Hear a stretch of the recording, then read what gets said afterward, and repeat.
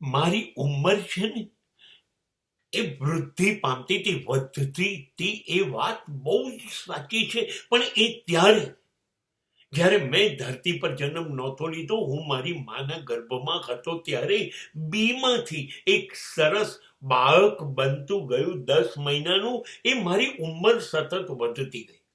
અને જેવો મેં જન્મ લીધો એ પછી હવે જીવન એવું જીવાય છે, ડગલે ને પગલે.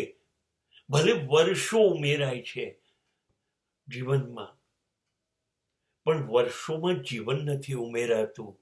જીવતો હોય એવું લાગતું જ નથી. એટલી પીડા, એટલી વેદનાઓ, એટલી પ્રતિકૂળતાઓ, કશું જ ગમતું નથી.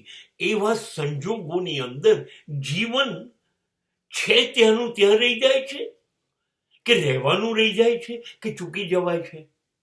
અને સતત રોજ મૃત્યુ મારી નજીક આવતું જાય. હવે એવા સમયમાં મૃત્યુ મારી નજીક આવે છે તો મૃત્યુની ઉંમર વધી કહેવાય, કે હું મૃત્યુ તરફ જઈ રહ્યો છું તો જીવનની ઉંમર ઘટી કહેવાય. આ પીડાઓ ને કારણે જિંદગી સતત મૃત્યુ તરફ જાય છે, તો જિંદગીની ઉંમર ઘટતી જાય છે.